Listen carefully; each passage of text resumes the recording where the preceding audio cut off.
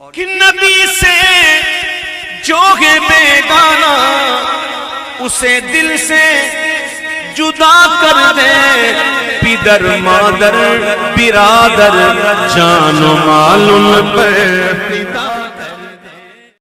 آئیے آج کے سبق میں ہم بیان کرتے ہیں سور یعنی جھوٹے پانی کا بیان۔ سور یہ سین کے ضمے کے ساتھ محموز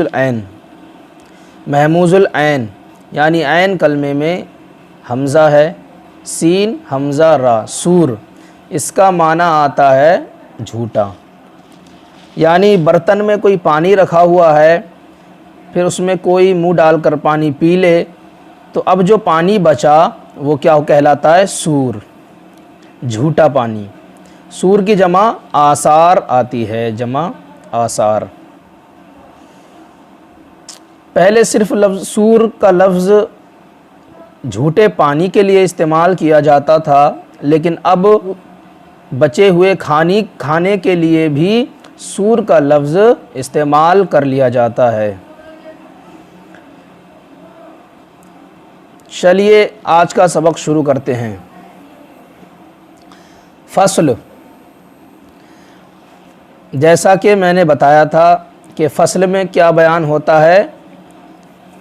متحد الصنف اشیاء بیان ہوتی ہیں، یعنی فصل کے اندر ایک ہی قسم کی چیز بیان کی جاتی ہے، اور ما قبل کی طرف نسبت کرتے ہوئے مختلف مسائل ہوتے ہیں۔ یعنی پچھلے سبق میں ہم نے فصل سے پہلے والے سبق میں کیا پڑھا تھا کہ پانی میں کوئی دوسری چیز پڑ جائے، وہ غالب آ جائے تو اس کا حکم کیا ہوتا ہے۔ اب اس فصل کے بعد والے چیپٹر میں ہم پڑھیں گے کہ پانی میں کسی نے منہ ڈال دیا تو اس پانی کا کیا حکم ہے۔ تو فصل میں کیا ہوتا ہے؟ ما قبل کی طرف نسبت کرتے ہوئے دوسرے مسائل بیان کیے جاتے ہیں۔ فصل، والماء قلیل والماء القلیل اذا شرب منہ حیوان یکون علی اربعۃ اقسام۔ دیکھیے جھوٹا پانی کسے کہتے ہیں؟ جس میں کسی جاندار شے نے منہ ڈال لیا ہو، اب جو پانی بچا وہ جھوٹا ہے۔ اب جاندار شے کی مختلف قسمیں ہوں گی، یعنی کبھی تو کسی آدمی نے یا کسی گھوڑے وغیرہ نے پانی میں منہ ڈالا ہوگا، ٹھیک ہے، اس کا حکم الگ ہے، یا کسی خنزیر نے یا کتے وغیرہ نے یا جو چوپائے درندے ہیں انہوں نے پانی میں منہ ڈالا ہوگا تو ان کا حکم الگ ہے۔ اسی طرح اگر کسی بلی نے یا مرغی نے یا جو پرندے ہیں، جو شکاری پرندے ہیں، انہوں نے منہ ڈالا ہوگا پانی میں تو ان کا جو بچا ہوا پانی ہے، ان کا جو جھوٹا پانی ہے، اس کا حکم الگ ہوگا۔ اسی طرح خچر یا حمار اگر پانی میں منہ ڈال دے تو اس کا حکم الگ ہوگا۔ یہ اس طرح پانی کے جھوٹے ہونے کے اعتبار سے پانی کی 4 قسمیں ہیں۔ کتنی قسمیں ہیں؟ 4 قسمیں ہیں۔ پہلی قسم کیا ہے کہ پانی طاہر ہوگا، مطہر بھی ہوگا، یعنی پانی پاک کرنے والا بھی ہوگا اور خود بھی پاک ہوگا اور پاک کرنے والا بھی ہوگا، ٹھیک ہے۔ جیسے کسی گھوڑے یا آدمی کے جھوٹے پانی کا حکم یہ ہے کہ پانی پاک ہوتا ہے۔ پانی کیا ہوتا ہے؟ پاک ہوتا ہے۔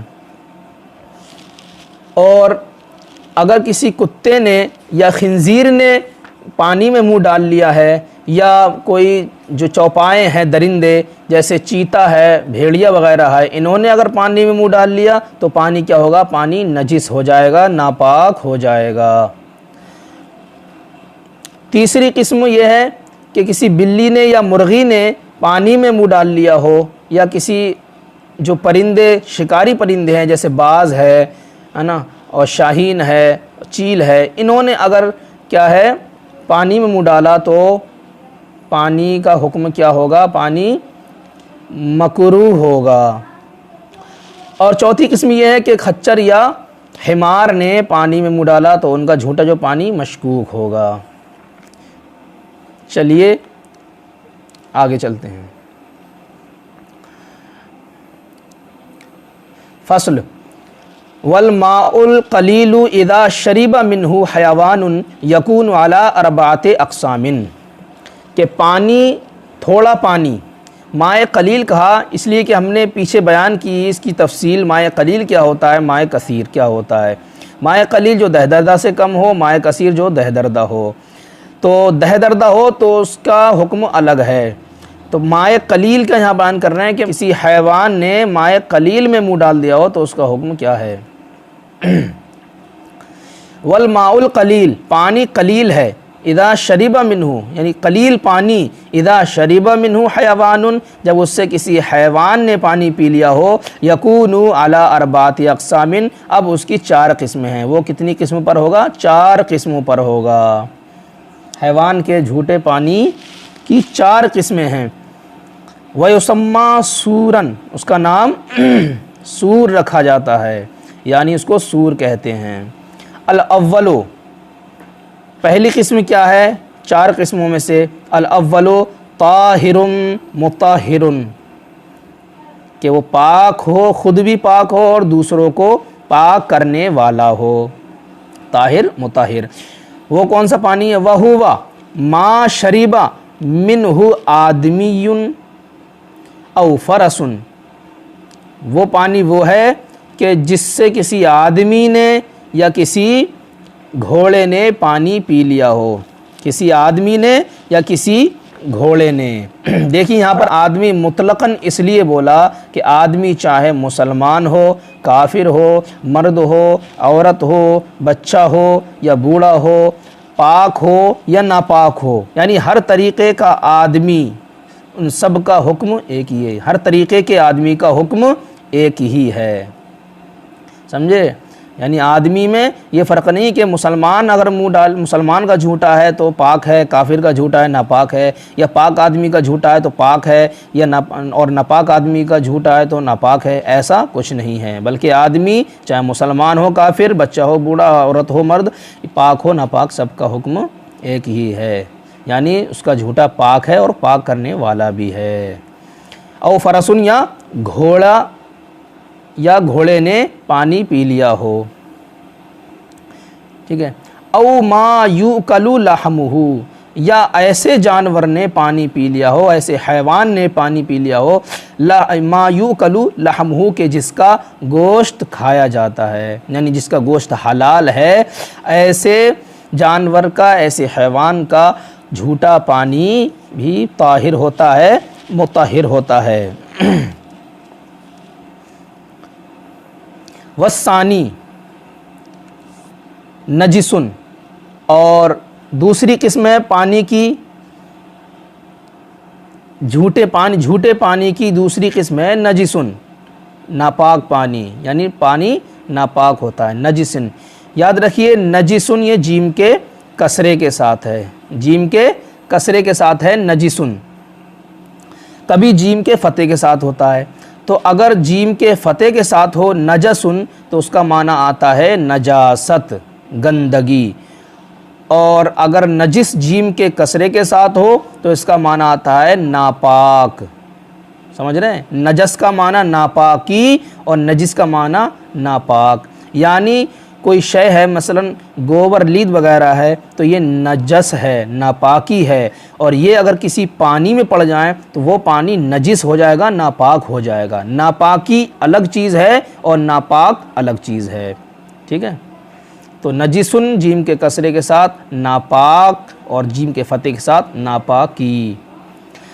وثانی نجسن، دوسری قسم جھوٹے پانی کی نجس ہے، ناپاک پانی. لا یجوز استعمالہ، کہ جس کا استعمال جائز نہیں ہے. ناپاک ہے تو ظاہر سی بات ہے اس کا استعمال جائز نہیں ہوگا. وہ کون سا پانی ہے؟ وَهُوَ مَا شَرِبَ مِنْهُ، وہ ہے کہ جس سے پی لیا ہو کس نے؟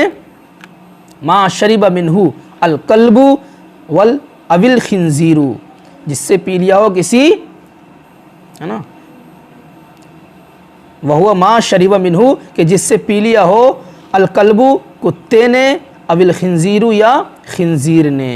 کتے یا خنزیر نے جس پانی میں منہ ڈال دیا ہو، جس پانی سے کچھ پانی پی لیا ہو، جو ان کا پانی جھوٹا بچا، اب اس کا پانی استعمال کرنا جائز نہیں ہے، وہ پانی نجس ہو جائے گا۔ ٹھیک ہے، اب دیکھیے کتے کے بارے میں اختلاف ہے۔ کتے کے بارے میں امام شافعی کہتے ہیں کہ کتا نجس العین ہے، یعنی وہ سرے سے ناپاک ہے تو اس کا جھوٹا بھی ناپاک ہوگا، اور امام اعظم کہتے ہیں کہ کتا نجس العین تو نہیں ہے، البتہ اس کا جھوٹا پاک بھی نہیں ہے، یعنی اس کا جھوٹا ناپاک ہے، یعنی کتا نجس العین نہیں ہے لیکن اس کا جھوٹا ناپاک ہے، یہ امام اعظم کہتے ہیں۔ اب الخنزیر یا خنزیر، یعنی خنزیر اگر پانی میں منہ ڈال دے اس کا جھوٹا بھی ناپاک ہے، اس سے پاکی حاصل کرنا جائز نہیں ہے۔ او شیء من سباع البہائم، یا چوپائے، ہے نا، چوپائے درندوں میں سے کوئی شے پانی میں منہ ڈال دے تو اس کا جھوٹا بھی ناپاک ہے۔ چوپائے درندوں میں اس لیے کہا کہ کچھ جو ہے پرندے ہوتے ہیں، جیسے چیل ہے، باز ہے نا، تو اگر یہ شکاری پرندے اگر کیا ہے منہ ڈال دیں تو ان کا جھوٹا ناپاک نہیں ہوتا ہے بلکہ مکروہ ہوتا ہے، اس لیے کہا من سباع البہائم، یعنی جو شکاری چوپائے ہیں ان کا جھوٹا بھی ناپاک ہے۔ کل فہدی، جیسے چیتا، فہد مانے چیتا، کل فہدی جیسے چیتا، والذئب اور جیسے بھیڑیا، تو یہ کون سے شکاری جانور ہیں، شکاری چوپائے ہیں، ان کا جھوٹا ناپاک ہے، جس پانی میں منہ ڈال دیں اس کا استعمال کرنا جائز نہیں ہے۔ دو قسم ہو گئیں۔ والثالث، تیسری قسم جھوٹے پانی کی مکروہ استعمالہ، کہ وہ جس کا استعمال مکروہ ہے، یعنی جس پانی کا استعمال مکروہ ہے، یہ جھوٹے کی تیسری قسم ہے۔ مع وجود غیرہ، غیر کے پائے جانے کے وقت۔ مع وجود غیرہ کا مطلب یہ ہے کہ جس کا استعمال مکروہ ہوتا ہے، اس پانی کے علاوہ اگر طاہر مطہر وغیرہ پانی نہیں ہے نا، تو اس کا استعمال جائز ہوتا ہے، اور اگر طاہر مطہر پانی موجود ہے تب اس کا استعمال مکروہ ہوگا۔ جس پانی کا استعمال مکروہ ہے وہ مکروہ تب ہوگا جب کہ طاہر مطہر اس کے ساتھ موجود ہے۔ اگر پاک پانی ہے تو پہلے اس سے وضو کیا جائے گا، اس کی موجودگی میں اگر مکروہ پانی سے وضو کیا جائے تو یہ وضو کرنا مکروہ ہوگا، تو اس کا استعمال مکروہ کب ہوگا؟ جب پاک پانی موجود ہو، اور پاک پانی موجود ہی نہ ہو جو طاہر و مطہر ہے، تب اس صورت میں اس پانی کا استعمال مکروہ بھی نہیں ہوگا، بلا کراہت جائز ہوگا۔ ٹھیک ہے، وہ کون سا پانی ہے؟ وہ ہوا سور الحرتی والدجاجۃ المخلات۔ وہ کیا ہے؟ سور الحرتی، بلی کا جھوٹا، بلی کا جھوٹا۔ دیکھیے بلی کے بارے میں امام مالک کا قول ہے، امام شافعی کا، امام اعظم کا۔ بلی کے جھوٹے کے بارے میں امام مالک کہتے ہیں کہ مطلقاً اس کا جھوٹا پاک ہے۔ بلی کیا، اور بھی درندوں کا جھوٹا امام مالک کے نزدیک پاک ہے۔ امام شافعی کہتے ہیں بلی کا جھوٹا پاک ہے اور کوئی کراہت بھی نہیں ہے، یعنی بلا کراہت پاک ہے۔ امام اعظم کہتے ہیں کہ بلی کا جھوٹا پاک تو ہے لیکن کراہت کے ساتھ، بلی کا جھوٹا پاک ہے لیکن مکروہ ہے۔ اب مکروہ تحریمی ہے یا تنزیہی، تو اس بارے میں دو امامین حنفیین یعنی امام طحاوی اور امام کرخی، ان دونوں کا الگ الگ مسلک ہے۔ امام کرخی کہتے ہیں کہ امام اعظم کا جو قول ہے مکروہ کا، وہ مکروہ تحریمی ہے۔ امام کرخی کہتے ہیں جو امام اعظم کا مکروہ کا قول ہے، کراہت کا قول ہے، وہ مکروہ تنزیہی ہے۔ بہرحال ہے مکروہ بلی کا جھوٹا۔ والدجاجتی المخلات، اور مخلات مرغی، مخلات کہتے ہیں چھٹی ہوئی جو جگہ با جگہ گھومتی ہے، یعنی گھومنے پھرنے والی مخلات، چھوڑی ہوئی مرغی، اس کا جھوٹا بھی استعمال ہے۔ مخلات اس لیے کہا کہ اگر وہ بندھی مرغی ہے، کہیں جاتی نہیں ہے، صاف و شفاف جگہ میں رہتی ہے، جو کھانا ڈال دیا جاتا ہے بس وہی کھاتی ہے، جو پانی ڈال دیا جاتا ہے وہی پیتی ہے، دوسری جگہ نہیں جاتی ہے، بندھی رہتی ہے، تو اس کا جھوٹا مکروہ نہیں ہے۔ اس کا جھوٹا مخلات مرغی کا یعنی چھوٹی مرغی کا جھوٹا اس لیے ہوتا ہے کہ وہ جگہ جگہ گندگی میں اپنی چونچ ڈالتی ہے، تو اگر پانی میں اس نے منہ ڈال دیا تو ہو سکتا ہے اس کی چونچ میں گندگی لگی ہو اور وہ گندگی پانی میں پڑ گئی ہو، اس لیے شک ہوتا ہے، اسی وجہ سے اس کا استعمال مکروہ بتایا گیا ہے۔ اگر وہ بندھی ہوئی ہے نا تو اس کی چونچ میں گندگی کا اور نجس کا سوال ہی نہیں ہوتا، اس لیے دجاجت مخلات چھٹی ہوئی مرغی اگر پانی منہ ڈال دے تو اس کا استعمال مکروہ ہوگا۔ وسباع الطیر، اور شکاری پرندے، جو پرندے شکار کرتے ہیں ان کا جھوٹا بھی مکروہ ہے۔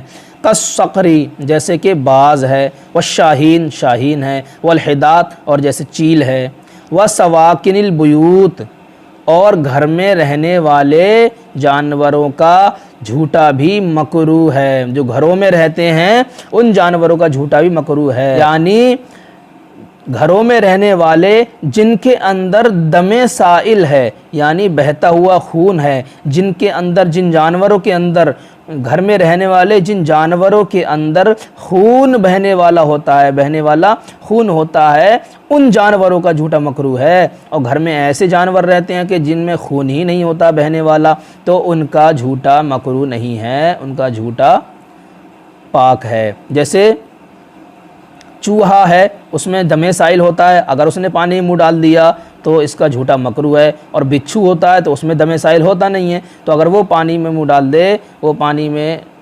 دے تو اس کا جھوٹا مکروہ نہیں ہے بلکہ جائز ہے۔ اور گھروں میں رہنے والے جانوروں کا جھوٹا بھی مکروہ ہے، کالفارہ، جیسے چوہا کیونکہ اس میں دم سائل ہوتا ہے، للعقرب، نہ کہ بچھو کیونکہ اس میں دم سائل نہیں ہوتا ہے۔ والرابع مشکوک فی طہوریتہ، چوتھی قسم کیا ہے جھوٹے پانی کی؟ مشکوک فی طہوریتہ، جس کے طہور ہونے میں شک ہو، پاک کرنے والا ہونے میں شک ہو۔ جس کا جھوٹا مشکوک ہوتا ہے وہ کون ہے؟ وہو سور البغل، وہ کیا ہے؟ کھچر کا جھوٹا۔ کھچر کا جھوٹا کیا ہے؟ خچر کا جھوٹا مشکوک ہوتا ہے۔ والحماری، اور گدھا اگر منہ ڈال دے پانی میں تو اس کا جھوٹا بھی مشکوک ہوتا ہے۔ مشکوک کا حکم کیا ہے؟ فَإِن لَّمْ يَجِدْ غَيْرَهُ تَوَضَّأَ بِهِ، مشکوک پانی کا حکم یہ ہے کہ اگر اس کے علاوہ کوئی دوسرا پانی موجود نہیں ہے تو اسی مشکوک پانی سے وضو کر لیا جائے گا، لیکن احتیاطاً ساتھ میں تیمم بھی ہوگا۔ اب تیمم چاہے پہلے کرے یا وضو پہلے کرے اس میں اختیار ہے، لیکن پسندیدہ قول یہ ہے کہ پہلے وضو کیا جائے پھر تیمم کیا جائے، ثم صلی، پھر نماز پڑھی جائے۔ فصل لو اختلط اوان اکثرها طاہر تحرى للتوضؤ والشرب وان كان اکثرها نجسا لا يتحرى الا للشرب وفي الثياب المختلطة يتحرى سواء كان اکثرها طاہرا ونجسا۔ اب یہاں سے بیان کر رہے ہیں، ابھی تک بیان یہ تھا کہ پانی میں کسی نے منہ ڈال دیا تو اس پانی کا حکم کیا ہے۔ اب یہاں سے بیان کر رہے ہیں کہ برتن اگر مختلط ہو جائیں، مل جائیں آپس میں۔ پہلے ایک مسئلہ سن لیجئے کہ جس برتن میں کسی کتے وغیرہ نے منہ ڈال دیا ہو، کتے نے یا خنزیر نے، ہے نا، منہ ڈال دیا ہو، اس برتن میں پانی کر کے استعمال کرنا جائز نہیں ہے جب تک کہ اس کو پاک نہ کر لیا جائے۔ یعنی کتے وغیرہ نے اگر برتن میں منہ ڈال لیا ہے تو برتن کو پہلے پاک کیا جائے گا، اس کے بعد وہ استعمال میں لایا جائے گا۔ کہہ رہے لو اختلط اوان، اگر برتن مختلط ہو جائیں، مل جائیں۔ اوان یہ اناؤن کی جمع ہے، کس کی؟ اناؤن کی جمع ہے اوانن، اصل میں تھا یہ اوانیون، کیا تھا؟ اوانیون، یا پہ ضمہ ہے نا، اوانیون، یا پر کیا تھا؟ ضمہ تھا۔ اب یا چونکہ حرف علت ہے، ضمہ ثقیل حرکت ہے، اس پر یا حرف علت اس کو برداشت نہیں کر سکتی، اس لیے ضمے کو ساکن کر دیا، تو کیا ہو گیا؟ اوانین، اوانین ہو گیا، یا ساکن ہو گئی اور آخر میں نون بھی ساکن، اجتماع ساکنین کی بنا پر یا حرف علت کو گرا دیا، کیونکہ اجتماع ساکنین ہوتا ہے تو حرف علت گر جاتا ہے، تو کیا ہو گیا؟ اب اوانین سے اوانن۔ اب چاہے اس کو نون کے ساتھ لکھو یا تنوین کے ساتھ. لو اختلطا اوانن، اگر چند برتن مختلط ہو جائیں، مل جائیں اکثرها طاہر، کہ جن میں اکثر برتن کیا ہو، پاک ہو، اکثر برتن پاک ہو. تحرّا للتوضؤ والشرب، تو وضو اور پینے کے لیے تحری کی جائے گی. تحرّا یہ فعل ماضی ہے باب تفاعل سے، اس کا مصدر ہے التحری، جس کا معنی آتا ہے پاک کو ناپاک سے ممتاز کرنا اور تمیز کرنے کو کیا کہتے ہیں، تحری کہتے ہیں. یعنی غور و فکر کرنے کو تحری کہتے ہیں کہ یہ چیز پاک ہے یا ناپاک ہے. ناپاک ہے تو کس بنا پر ناپاک ہے، تو اس طرح سوچ و وچار اور غور و فکر کرنے کو تحری کہتے ہیں. تو اگر اکثر برتن پاک ہیں تو چونکہ اکثر کا حکم کل پر ہوتا ہے، لہٰذا اس میں تحری کی جائے گی، جس پر دل جمے وہی حکم ہوگا. اکثر ہوا طاہر، اس کا اکثر کیا ہو، پاک ہو. تحرّا للتوضؤ والشرب، تو وضو اور پینے دونوں کے لیے تحری کی جائے گی، غور و فکر کیا جائے گا. وَإِن كَانَ أَكْثَرُهَا نَجِسًا، اگر ان برتنوں میں اکثر برتن کیا ہو، نجس ہوں، لا يتحرّا، تب تحری کرنے کی بات ہی نہیں ہے، بلکہ سب کے سب نجس ہوں گے. سب کیوں نجس ہوں گے؟ کیونکہ اکثر نجس ہیں اور اکثر کا حکم کل پر ہوتا ہے. لا يتحرّا، اب تحری اس کی نہیں ہوگی. الا للشرب، مگر پینے کے لیے، یعنی اگر پینے کی ضرورت پڑ گئی تو اب تحری کر لے گا اور جس پر دل جمے اسے پی لے گا. کیونکہ وضو کی ضرورت ہے، تو وضو کا خلیفہ اور اس کا نائب تیمم ہے. اللہ فرماتا ہے فَإِن لَّمْ تَجِدُوا مَاءً فَتَيَمَّمُوا صَعِيدًا، اگر تم کیا ہے پانی نہ پاؤ تو تیمم کر لو مٹی سے. تو پانی نہ ملے تو مٹی سے تیمم ہو سکتا ہے، لیکن اگر پینے کے لیے کچھ نہ ہو تو پھر اس کا کوئی نائب خلیفہ نہیں ہے. تو اس لیے پینے کے لیے تحری کی جائے گی اور وضو کے لیے تحری نہیں کی جائے گی. وفی الثیاب المختلطۃ یتحرّا سواء کان اکثرها طاہرا ونجسا. کہہ رہے ہیں اسی طرح کپڑوں میں، یعنی چند کپڑے پاک ہیں اور چند ناپاک ہیں، ہے نا. پاک کپڑے اور ناپاک کپڑے آپس میں مختلط ہو جائیں، مل جائیں، یتحرّا، تب اب تحری کی جائے گی کپڑوں میں. سواء کان اکثرها طاہرا ونجسا، چاہے اکثر کپڑے ناپاک ہوں یا اکثر کپڑے پاک ہوں. برتنوں میں کیا تھا کہ اکثر پاک ہیں تو تحری کی جائے گی، اکثر ناپاک ہے تو تحری نہیں کی جائے گی، بلکہ وہ سب ناپاک کے حکم میں ہوں گے.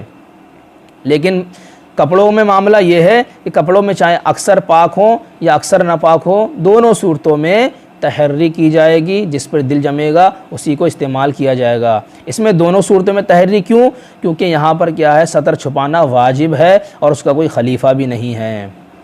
اور چونکہ وضو کے لیے خلیفہ ہے، اگر پانی نہیں بھی ہوگا تو مٹی سے وضو کر لیا جائے گا. یتحرّا سواء کان اکثرها طاہرا ونجسا، تو تحری کی جائے گی چاہے اس کا اکثر طاہر ہو یا نجس ہو. جو بات سمجھ میں نہیں آئی ہے اس کو کمنٹ میں پوچھ سکتے ہو. جائیں گے کنویں کے مسائل. پیچھے جو مسائل بیان کی گئے تھے وہ مطلقاً پانی کے تھے، یہاں پر کنویں کے مسائل ہیں وہ مختلف مسائل ہیں. یعنی کنویں کے مسائل سب کے سب خلاف قیاس ہیں، جو احادیث مبارکہ اور صحابہ کرام کے اقوال سے ثابت ہیں وہی مسائل ہیں. قیاس کا اس میں کوئی دخل نہیں ہے. اگر کوئی مسئلہ خلاف قیاس بھی جاتا ہے تو اس میں قیاس نہیں چلایا جائے گا، بلکہ جو ثابت ہے مسئلے بس انہی مسائل پر عمل لازمی ہے. چلیے بسم اللہ الرحمن الرحیم. فصل. تنزح البئر الصغیرۃ بوقوع نجاست. بئر الصغیرۃ، تنزح، نزح ینزح کے معنی آتے ہیں پانی نکالنا، ہے نا.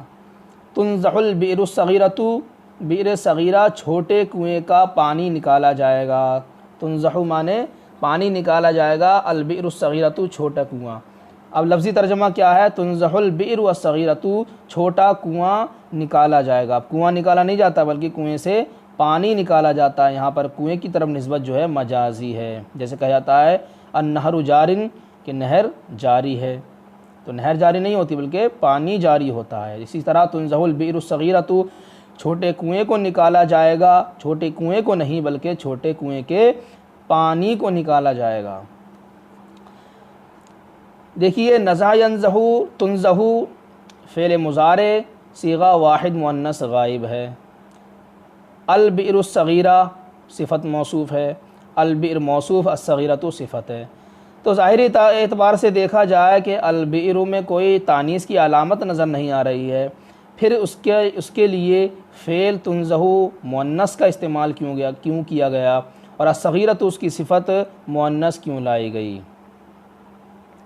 دیکھیے نور العزا یہ علم فقہ کی کتاب ہے، اس میں ہمارا اصل مقصد کیا ہے؟ مسائل فقہیہ کا جاننا۔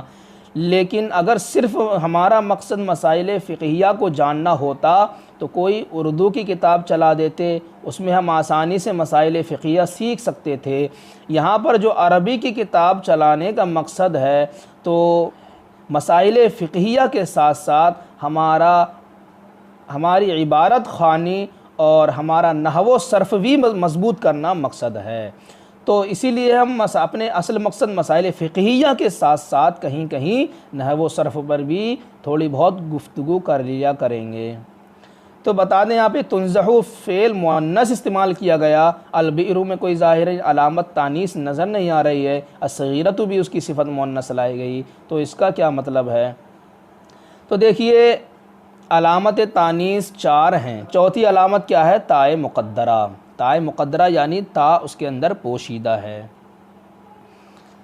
اب 3 جو علامات تھی شروع کی، وہ اگر کہیں پائی جائیں گی، کہیں دکھیں گی تو ہم معلوم کر سکتے ہیں کہ یہ لفظ مؤنث ہے۔ لیکن تائے مقدرہ تو مقدر ہوتی ہے، پوشیدہ ہوتی ہے، وہ کیسے پہچانے جائے گی کہ اس لفظ میں تائے مقدرہ ہے یا نہیں؟ مان لو لفظ بئر ہے یہاں پر، اب آپ کہہ دیں تائے مقدرہ ہے، تو کیسے معلوم ہوا یہاں پر تائے مقدرہ ہے؟ تو دیکھیے تائے مقدرہ پہچاننے کے 5 طریقے ہیں۔ کتنے طریقے ہیں؟ تائے مقدرہ کس لفظ کے اندر ہے، یہ پہچاننے کے 5 طریقے ہیں۔ تو تیزی سے میں آپ کو بتا دوں کہ سب سے پہلا جو طریقہ ہے تائے مقدرہ کو پہچاننے کا، وہ یہ ہے کہ اس کی تصغیر لائی جائے۔ تصغیر لائیں گے تو تصغیر چونکہ اسماء کو اصلی کی طرف لوٹا دیتی ہے، تصغیر سے اگر اس میں تائے ہے مقدرہ تو وہ تصغیر میں ظاہر ہو جائے گی۔ جیسے اردن تھا، اردن یہ تائے مقدرہ ہے، اس کی تصغیر اریضۃ آتی ہے، تو اس تصغیر نے تا کو ظاہر کر دیا، تو تصغیر سے اس کی تا ظاہر ہوگی، تصغیر سے معلوم ہو گیا کہ اردن میں تائے مقدرہ ہے۔ ایک چیز ہو گئی۔ دوسرا طریقہ جو تائے مقدرہ کو پہچاننے کا ہے وہ یہ ہے کہ جس لفظ میں ہمیں پہچاننا ہے کہ تائے مقدرہ ہے کہ نہیں ہے، اس لفظ کو دیکھیں گے، کہیں کلام عرب میں، چاہے قرآن پاک میں ہو یا احادیث مبارکہ میں ہو، عرب یا کہیں بھی کلام عرب میں کیا ہے، وہ لفظ دیکھیں گے کہ اس لفظ کا فعل مؤنث تو استعمال نہیں ہوا ہے۔ اگر کہیں عرب میں، کلام عرب میں اس لفظ کا فعل مؤنث استعمال ہوا ہے تو سمجھو کہ اس لفظ میں تائے مقدرہ ہے۔ فعل کیا ہے؟ مؤنث استعمال کیا گیا ہے، اس حال میں کہ وہ لفظ فاعل بنتا ہو تو سمجھ لینا کہ وہ اس میں تائے مقدرہ ہے، اسی وجہ سے اس کا فعل مؤنث استعمال کیا گیا ہے، ورنہ مذکر استعمال ہوگا۔ جیسے العیر ہے، العیر، یہ ہمیں اس میں ظاہری علامت تانیث نہیں ہے، اب دیکھنا ہے کہ یہ مؤنث ہے مذکر، تو دیکھیں گے کہیں کلام عرب میں، قرآن و احادیث وغیرہ میں کہیں پر اس کا فعل مؤنث تو استعمال نہیں ہوا ہے، تو ہم نے دیکھا قرآن پاک میں ہم کو مل گیا ولما فصلت العیر، تو فصلت فعل ماضی صیغہ واحد مؤنث غائب ہے، اس کا فاعل کیا ہے؟ العیر، تو العیر کا فعل فصلت مؤنث استعمال ہوا، اس سے معلوم ہوا کہ العیر مؤنث ہے، ورنہ تو اس کا فعل مذکر استعمال ہوتا اگر یہ مذکر ہوتا۔ دوسری چیز، تیسرا طریقہ تائے مقدرہ کو پہچاننے کا یہ ہے کہ دیکھیں گے کلام عرب میں کہیں پر کہ اس کی طرف کوئی مؤنث کی ضمیر تو نہیں لوٹی ہے، اگر اس کی طرف کوئی مؤنث کی ضمیر استعمال ہوئی ہے تو سمجھ لینا کہ وہ لفظ کیا ہے، اس میں تائے مقدرہ ہے، وہ مؤنث ہے۔ جیسے النار لفظ ہے، نارن، تو نار جو ہے اس میں کوئی علامت تانیث ظاہر نہیں ہے، لیکن جب ہم کلام عرب یعنی قرآن پاک میں دیکھیں گے تو ہم کو ملے گا کہ نار کی طرف وہ مؤنث کی ضمیر راجع ہے، مؤنث کی ضمیر لوٹ رہی ہے. جیسے النارو خالدین فیہا، تو فیہا میں ہا ضمیر مؤنث کی لوٹ رہی ہے، کس کی طرف؟ نار کی طرف. تو معلوم ہوا یہاں پر تائے مقدرہ ہے اور یہ النار کیا ہے؟ مؤنث ہے. چوتھا طریقہ تائے مقدرہ کو پہچاننے کا یہ ہے کہ اس لفظ کی طرف کیا ہے؟ اسم اشارہ مؤنث ہو، اس لفظ کے ساتھ اسم اشارہ مؤنث استعمال کیا گیا ہو، کیونکہ اسم اشارہ مؤنث اسی کے لیے استعمال ہوتا ہے جو لفظ مؤنث ہوتا ہے. جیسے لفظ جہنم ہے، جہنم میں کوئی علامت تانیث ظاہراً نہیں ہے، لیکن جب ہم کلام عرب یعنی قرآن پاک میں دیکھیں گے تو ہم کو مثال ملے گی کہ جہنم کے ساتھ اسم اشارہ مؤنث کا استعمال ہوا ہے، تو معلوم ہوا کہ یہاں پر کیا ہے؟ جہنم مؤنث ہے. جیسے قرآن پاک میں ہے ہذہ جہنم، تو یہاں پر ہذہ مؤنث جہنم کے لیے استعمال ہوا ہے اور ہذہ اسی کے لیے استعمال ہوتا ہے جو لفظ مؤنث ہوتا ہے، تو جہنم مؤنث ہوا. پانچواں طریقہ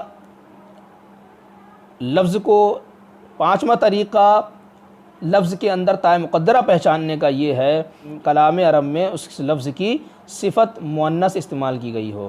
یعنی صفت مؤنث تبھی استعمال ہوتی ہے جب موصوف مؤنث ہو. اگر اس میں علامت تانیث ظاہر نہیں ہے لیکن اس کی صفت مؤنث استعمال کی گئی ہے کلام عرب میں، تو سمجھ لینا کہ وہ لفظ کیا ہے؟ مؤنث ہے.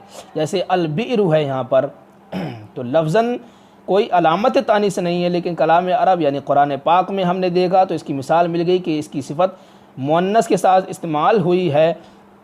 قرآن پاک میں ہے وَهِيَ ظَالِمَةٌ فَهِيَ خَاوِيَةٌ عَلَىٰ عُرُوشِهَا وَبِئْرٍ مُعَطَّلَةٍ وَقَصْرٍ مَشِيدٍ. تو وہاں پہ بئر معطلہ، بئر موصوف، معطلۃ صفت، تو یہاں پر بئر کی صفت کیا لائی گئی؟ مؤنث. تو مؤنث صفت تبھی لائی جاتی ہے جب موصوف مؤنث ہوتا ہے. تو یہ معلوم ہوا کہ لفظ البئر کیا ہے؟ مؤنث ہے. تو یہ 5 طریقے ہیں کسی مؤنث کے اندر تائے مقدرہ پہچاننے کے. تو یہاں پر البئر جو ہے تنزح، اس کا فعل مؤنث لایا گیا، صغیرہ کی صفت میں مؤنث لائی گئی، تو معلوم ہوا کہ لفظ البئر یہ مؤنث ہے، اسی وجہ سے فعل مؤنث لایا گیا. البئر الصغیرۃ یعنی چھوٹے کنویں کا کل پانی، سارا پانی نکالا جائے گا. کب؟ بوقوع نجاست، نجاست کے واقع ہونے کی وجہ سے، نجاست کے گرنے کی وجہ سے. دیکھیے بئر صغیرہ کیا ہوتا ہے؟ چھوٹا کنواں. تو آپ کو بتایا تھا میں نے کہ جو دہدردہ ہو وہ بئر کبیر ہے، بڑا کنواں ہے، اور جو دہدردے سے کم ہو وہ بئر صغیر ہے، چھوٹا کنواں ہے. تو یہاں پر بئر صغیر یعنی چھوٹے کنویں کی بات چل رہی ہے جو دہدردہ سے کم ہے. 10 گز 10 ہاتھ لمبا 10 ہاتھ چوڑا جو ہوتا ہے دہدردہ، وہ اس سے کم ہو وہ بئر صغیر ہے. یہاں اسی کی بات چل رہی کہ بئر صغیر میں اگر نجاست گر جائے تو سارا کا سارا پانی نکالا جائے گا. وَإِن قَلَّتْ اگرچہ نجاست کیا ہو؟ قلیل ہو. نجاست کیا ہو؟ قلیل ہو، ہے نا. نجاست قلیل بھی ہوگی تب بھی چھوٹے کنویں سے سارا پانی نکالا جائے گا، کیونکہ پیچھے گزر چکا ہے کہ مائع قلیل میں تھوڑی نجاست بھی گر جائے، اثر ظاہر ہو یا نہ ہو، دونوں صورتوں میں سارا کا سارا پانی ناپاک ہو جاتا ہے. اسی لیے بئر صغیر کا نجاست گرنے سے سارا پانی نکالا جائے گا اگرچہ نجاست تھوڑی ہو. من غیر الارواسی، اینگنی اور لید کے علاوہ کوئی دوسری نجاست ہو، وہ زیادہ ہو یا تھوڑی ہو، دونوں صورتوں میں چھوٹا کنواں ناپاک ہو جائے گا، سارا پانی نکالا جائے گا. لیکن اگر لید اور گوبر ہے تو اس میں زیادہ گرے گی تب کنواں ناپاک ہوگا اور سارا پانی نکالا جائے گا. لیکن لید اور مینگنی تھوڑی ہیں تو کنویں کا سارا پانی ناپاک نہیں ہوگا. لید اور مینگنی سے سارا پانی ناپاک کیوں نہیں ہوگا؟ یہ بھی تو لید اور مینگنی بھی تو نجاست ہے نا، اور نجاست تھوڑی بھی گر جائے بئر صغیر میں تو سارا پانی نکالا جاتا ہے. لید اور مینگنی سے کیوں نہیں نکالا جا رہا ہے؟ تو وہ اس لیے کہ کنویں جو ہوتے ہیں وہ جنگلات میں جو کنویں ہوتے ہیں وہ اکثر کیا ہوتے ہیں؟ ان کے من بنے ہوئے نہیں ہوتے ہیں، یعنی ان کی چاروں طرف جو دیوار ہوتی ہے، باؤنڈری، وہ دیوار اور باؤنڈری بنی نہیں ہوتی ہے. اور جنگلات میں جانور وغیرہ چرتے رہتے ہیں، وہ کنویں کے پاس بھی جاتے ہیں، تو کبھی ایسا بھی ہوتا ہے کہ وہ کنویں کے پاس لید اور مینگنی کر دیتے ہیں اور اس کے پاس یہ تو ان کی لید اور مینگنی وہ ہوا کے ذریعے اڑ کے تھوڑی بہت کنویں میں گر جاتی ہے، چونکہ چاروں طرف باؤنڈری نہیں ہوتی ہے تو اسی وجہ سے وہ کیا ہے لید اور مینگنی تھوڑی بہت کنویں میں گر جاتی ہے۔ تو تھوڑی بہت مینگنی اور لید کے گرنے سے اگر کنویں کو ناپاک کر دیا جائے، چونکہ یہ تو روزانہ کا معاملہ ہے تو آدمی پریشانی میں مبتلا ہو جائیں گے کہ روزانہ کہاں تک کنویں کا سارا پانی نکالا جائے، اسی لیے تھوڑی بہت لید اور مینگنی معاف ہے، ہاں البتہ زیادہ ہو گئی تب وہ پانی ناپاک ہو جائے گا۔ اسی وجہ سے وَإِن قلت سے مستثنیٰ کیا ارواس یعنی مینگنی کو مستثنیٰ کر دیا کہ دوسری نجاست کم ہو تب بھی بیر صغیر ناپاک ہو جائے گا، لیکن لید اور مینگنی ہو تھوڑی ہوگی تو ناپاک نہیں ہوگا، زیادہ ہوگی تو ناپاک ہوگا۔ دوسری نجاست کا قطرات دمن، جیسے خون کا ایک قطرہ بھی بیر صغیر میں گر گیا تو سارا کا سارا پانی ناپاک، او خمرن یا کوئی شراب کا قطرہ گر گیا بیر صغیر میں تب بھی ناپاک، لیکن لید اور مینگنے سے ناپاک نہیں۔ وَبِوُقُوعِ خِنزِيرٍ، اور خنزیر کے واقع ہونے سے، خنزیر کے گرنے سے بھی کنواں بیر صغیر کیا ہوگا ناپاک ہو جائے گا اور سارا پانی نکالا جائے گا۔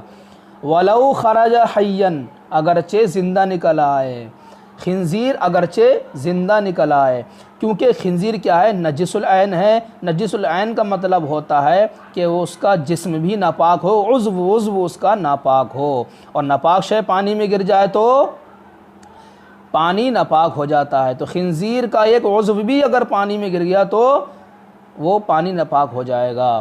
تو اسی طرح خنزیر اگر گر جائے اگرچہ زندہ نکل آئے تب بھی پانی ناپاک ہو جائے گا، کیونکہ اس کے زندہ رہنے اور مرنے سے کوئی تعلق نہیں ہے، کیونکہ خنزیر گرا تو اس کا جسم ناپاک تھا اور جسم تو پانی میں گر ہی گیا، لہٰذا پانی ناپاک ہو جائے گا اگرچہ وہ زندہ نکل جائے۔ وَلَمْ يُصِبْ فَمُهُ الْمَاءَ، اور اس کا منہ پانی تک نہ پہنچا ہو۔ وَلَمْ يُصِبْ فَمُهُ يُصِبْ، اصل میں یصیبو تھا، کیا تھا یہ؟ اصابہ یصیبو، فعل باب افعال سے فعل مضارع یصیبو تھا، لم کی وجہ سے آخر کا حرف ساکن ہوا، کیونکہ لم آخر کے حرف کو مجزوم کرتا ہے، جزم دیتا ہے، تو یصیبو تھا، یصیبو سے یصیب ہوا لم کی وجہ سے۔ اب بابی ساکن اس سے پہلے یا بھی ساکن، اجتماع ساکنن کی وجہ سے یا گر گئی تو یصیب سے کیا ہو گیا یصب، اسی وجہ سے لم یصب۔ فمہ اس کا فاعل ہے، الماء مفعول فی ہے، تو لم یصب فمہ الماء اصل میں کیا تھا الی الماء تھا کہ اس کا منہ پانی تک نہ پہنچا ہو، الی الماء تھا، الی حرف کو حذف کر دیا، اب یہاں پر نصب ہوگا، کیونکہ نزع الخافض کا اعراب کیا ہوتا ہے نصب ہوتا ہے۔ نزع الخافض کیا چیز ہے؟ نزع الخافض کا مطلب ہوتا ہے حرف جار کا اترنا، کہیں حرف جار داخل ہے اس حرف جار کو ہٹا دیا جائے تو اس کو کیا بولتے ہیں نزع الخافض، نزع الخافض۔ اور جب حرف جار کہیں پر ہو اس کو حرف جار کیا ہوتا ہے مجرور کرتا ہے، حرف جار کو جب ہٹا دیا جاتا ہے تو اس کا اعراب منصوب ہوتا ہے، کیونکہ نزع الخافض کا اعراب کیا ہے منصوب، اسی وجہ سے الی الماء سے یہ کیا ہوا الماء۔ ولم یصب فمہ الماء، اس کا پانی منہ تک، اس کا منہ پانی تک نہ پہنچا ہو۔ منہ کی کیوں قید لگائی کہ منہ پانی تک نہ پہنچا ہو؟ اس لیے کہ جو نجس العین نہیں ہوتا ہے، جیسے کتا ہے وہ نجس العین نہیں ہے، وہ صرف گر گیا، اس کا جسم ناپاک نہیں ہے، وہ صرف گر گیا تو پانی ناپاک نہیں ہوگا، کیوں؟ کیونکہ وہ نجس العین نہیں ہے۔ اور اس کا منہ، کتے کا منہ اگر پانی تک پہنچے گا تب وہ ناپاک ہو جائے گا۔ منہ کے پہنچنے سے کیوں ناپاک ہو جاتا ہے؟ تو دیکھیے منہ میں لعاب ہوتا ہے اور لعاب بنتا ہے گوشت سے، کا گوشت ناپاک ہوتا ہے، اور دیگر جو جانور ہم نہیں کھاتے ہیں ان سب کا گوشت ناپاک ہوتا ہے۔ تو جن جانور کو ہم نہیں کھاتے ہیں وہ غیر ماکول اللحم ہے، ان کا گوشت ناپاک ہوتا ہے، اسی وجہ سے شریعت نے ان کو حرام رکھا ہے۔ تو جن کا گوشت ناپاک ہوتا ہے، لعاب بھی چونکہ گوشت سے بنتا ہے تو ناپاک گوشت سے بننے والا لعاب بھی ناپاک ہوگا۔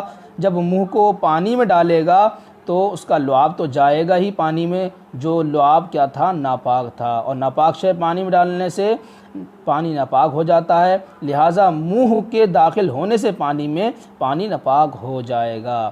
اور خنزیر کا معاملہ یہ ہے کہ وہ نجس العین ہے، منہ کی تو بات ہی دور کی، منہ تو دور کی بات ہے، اس کا جسم بھی پانی سے لگ جائے تو بھی پانی ناپاک ہے۔ اس لیے فرمایا ولو خرج حین، خنزیر واقع ہو جائے تو پانی ناپاک ہو جائے گا، اگرچہ وہ زندہ نکل جائے، ولم یصفمہ الماء، اور اس کا منہ بھی پانی تک نہ پہنچاؤ پھر بھی بیر صغیر ناپاک ہو جائے گا، سارا پانی نکالا جائے گا۔ وبموت کلب، اور کتے کے مر جانے سے بیر صغیر ناپاک ہو جائے گا۔ او شاتن، اور کیا ہے بکری کے مر جانے سے بھی بیر صغیر ناپاک ہو جائے گا۔ کتے اور بکری کے مر جانے سے بیر صغیر ناپاک ہو جائے گا، اس کا سارا پانی نکالا جائے گا۔ او آدمی فیہا، اور اس میں کنویں میں آدمی مر جانے سے بھی سارا پانی نکالا جائے گا۔ فیہا، ہا کی ضمیر فیہا میں بئر کی طرف لوٹ رہی ہے، یعنی کتا مر جائے، بکری مر جائے اور آدمی مر جائے کنویں میں تو وہ ناپاک ہو جائے گا، سارا پانی نکالا جائے گا۔ وَبِانْتِفَاخِ حَيَوَانٍ، اور حیوان کے پھولنے سے، کوئی حیوان گرا وہ پھول گیا، اس کے پھولنے سے بھی کیا ہوگا، کنواں ناپاک ہوگا، سارا پانی نکالا جائے گا۔ حیوان سے مراد وہ ہے کہ جس کے اندر دم سائل ہو، بہتا ہوا خون ہو، اور ایسا جانور مرا پھول گیا کہ جس کے اندر دم سائل نہیں ہے، جیسے بچھو ہے اس کے اندر دم سائل نہیں ہوتا ہے، وہ گر گیا تو کنواں ناپاک نہیں ہوگا۔ بلکہ حیوان سے مراد کیا ہے یہاں پر، حیوان دم سائل، ٹھیک ہے، حیوان دم سائل جب وہ گرے گا تبھی جا کر کے گرے گا اور وہ پھولے گا تب جا کر کے کنواں ناپاک ہوگا۔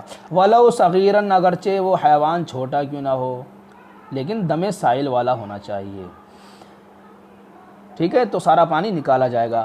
اب کہہ رہے ہیں یہاں سے وَمِئَتَا دَلْوٍ، مئتا اصل میں مئتانی تھا، نون اضافت کی وجہ سے گر گیا، مئتانی دلوٍ، 200 ڈول، دلو مانے ڈول، وَمِئَتَا دَلْوٍ، 200 ڈول نکالا جائے گا پانی۔